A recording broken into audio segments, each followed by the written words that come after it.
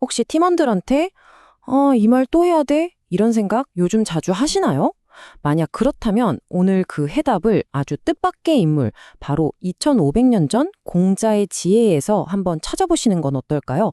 힘들이지 않고 사람을 움직이는 리더십의 비밀, 지금부터 시작합니다. 맞아요. 리더라면 정말 누구나 한 번쯤은 겪어보는 답답함이죠. 좋은 뜻으로 또 논리적으로 설명하고 지시하는데 도대체 왜 내 말은 팀원들에게 가닿지 않는 걸까요? 내 진심은 왜 전달이 안 되는 걸까? 정말 궁금하지 않으세요? 이런 상황이 반복되면 관리의 피로라는 게 찾아옵니다. 이건 단순히 소통이 좀 안 된다 이런 차원의 문제가 아니에요. 리더는 리더대로 에너지가 소진되고 팀은 팀대로 성장 동력을 잃어버리는 우리 리더십에 뭔가 근본적인 문제가 생겼다는 아주 중요한 신호입니다. 자, 그럼 이 지긋지긋한 문제를 어떻게 풀어야 할까요? 오늘 저희는 먼저 이 문제가 왜 생기는지 그 뿌리부터 파헤쳐 볼 거고요. 그리고 나서 짜잔! 공자의 2500년 된 해답, 얘 진짜 의미를 알아볼 겁니다.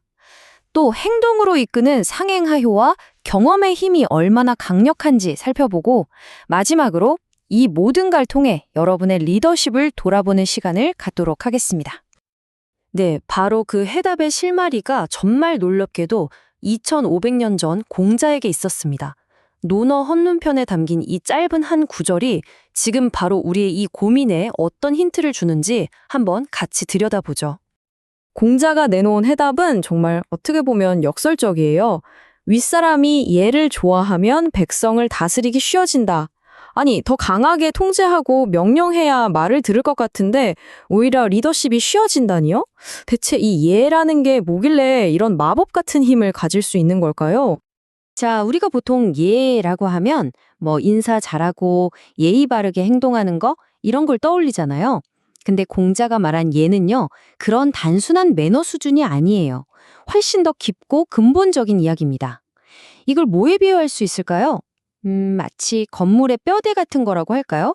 눈에 보이진 않지만 조직 전체를 떠받치는 그런 핵심 시스템 말이죠.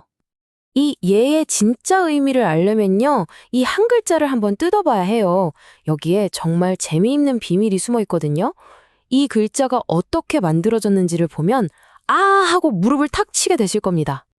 자, 보세요. 왼쪽에 있는 십자는 제사를 지내는 신성한 제단을 의미하고요. 오른쪽에 있는 풍자는 그 제단 위에 올리는 아주 풍성한 재물이 담긴 그릇이에요. 이 두 개가 합쳐졌다는 건 무슨 뜻일까요? 그렇죠. 바로 공동체 전체가 함께 지키는 아주 신성한 약속, 신성한 질서 같은 거란 의미죠. 그러니까 리더가 먼저 이 신성한 약속, 다시 말해 우리 조직의 규칙이나 가치를 존중하는 모습을 보여주는 거예요. 그럼 팀원들은 어떻게 느낄까요? 아, 우리 리더는 규칙을 지키는 사람이구나. 여긴 예측 가능하고 공정한 곳이구나. 이런 안정감과 신뢰가 그때서야 싹 트는 거죠. 자, 이렇게 리더가 예를 실천해서 신뢰의 판을 깔아주면 그 다음엔 아주 자연스러운 현상이 나타납니다. 이게 바로 리더십의 끝판왕이라고 할 수 있는 상행하효예요. 말 그대로 윗사람이 하는 걸 아랫사람이 그대로 따라하게 된다는 거죠. 100마디 말보다 한 번의 행동이 더 강력하다는 바로 그 원리입니다. 이걸 아주 드라마틱하게 보여준 사례가 바로 주나라 문왕 이야기입니다. 문왕은요, 사람들을 벌주고 윽박지르는 대신에 그냥 자기가 먼저 예를 실천하는 걸 보여줬어요. 그랬더니 어떻게 됐을까요? 그 모습이 백성들한테 그대로 스며들기 시작한 거예요. 결국엔 억지로 시키지 않아도 모두가 알아서 질서를 지키는 그런 사회가 만들어졌다는 거죠. 정말 놀랍지 않나요? 결국 사람들은 리더의 말이 아니라 행동을 따른다는 걸 제대로 보여준 거죠. 이게 우리에게 시사하는 바가 정말 큽니다. 팀원들은요, 리더의 입에서 나오는 말을 배우는 게 아니에요. 리더의 뒷모습을 보고 배웁니다. 아무도 안 볼 때 규칙을 지키는지, 작은 약속 하나도 소중히 여기는지, 어려운 상황에서 어떻게 행동하는지, 그 모든 걸 지켜보고 있다는 거죠. 그게 바로 우리 팀의 문화가 되는 거고요. 그런데 만약 리더 본인은 자기 뒷모습이 어떤지 전혀 모르고 있다면 어떡할까요?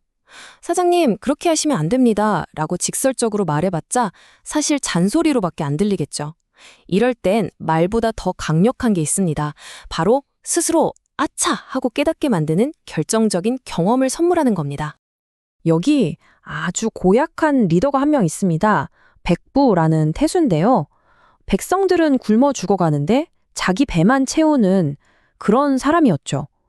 주변에서 아무리 뭐라고 해도 귀등으로도 안 듣던 이 사람을 단번에 바꿔놓은 게 있었는데요.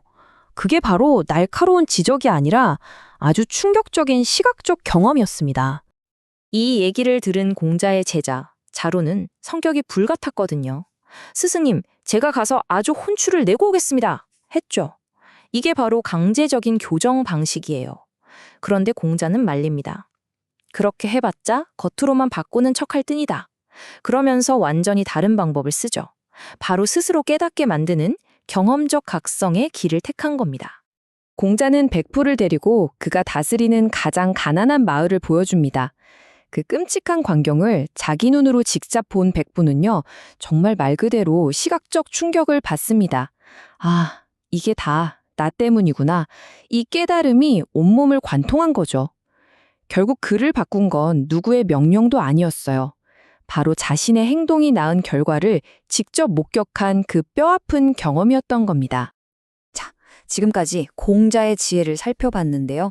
이런 생각이 드실 수도 있어요. 에이, 그건 2500년 전 얘기고 지금 우리 회사에서 그게 통하겠어? 네, 통합니다. 이 고대의 원칙들이 오늘날 우리 사무실에서 어떻게 멋지게 적용될 수 있는지 아주 현실적인 사례를 한번 만나보시죠. 여기 김 사장이라는 분이 계세요. 이분이 바로 현대판 예를 실천한 리더인데요. 어떻게 했냐면요. 첫째, 프로젝트를 시작할 때 무조건 이렇게 말했대요. 이 일은 당신들이 최고 전문가야. 난 당신들을 믿어. 먼저 신뢰를 보여준 거죠. 둘째, 직원들 생일이나 집안일 같은 사소한 것까지 다 챙기면서 진심을 보여줬고요. 마지막으로 셋째, 실수가 터졌을 때 누구 잘못이야 라고 소리치는 대신 자, 원인이 뭘까? 같이 한번 분석해보자. 이렇게 접근했다는 겁니다. 이게 바로 현대적인 예의 실천 아니고 뭘까요? 생각해보세요. 이런 리더 밑에서 일하면 어떻겠어요? 직원들은 김 사장에게 존중을 제물로 받은 거나 마찬가지예요.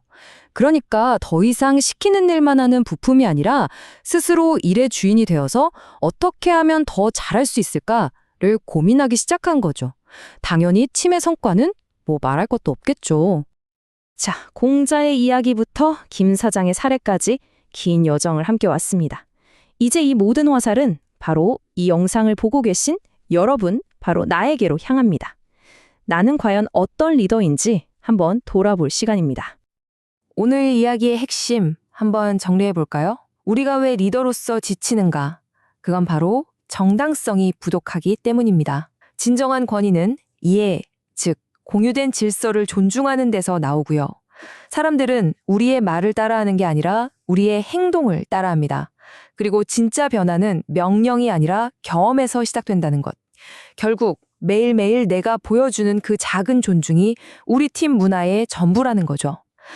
리더십은 기술이 아니라 태도라는 것. 이게 바로 논어가 우리에게 주는 핵심 메시지입니다. 자, 이제 오늘 하루 일과를 마무리하실 텐데요. 잠자리에 들기 전에 딱 이 질문 하나만 스스로에게 던져보시면 어떨까요? 오늘 나는 팀에게 어떤 뒷모습을 보여줬지? 여러분의 그 뒷모습이 바로 여러분 팀의 미래를 만듭니다.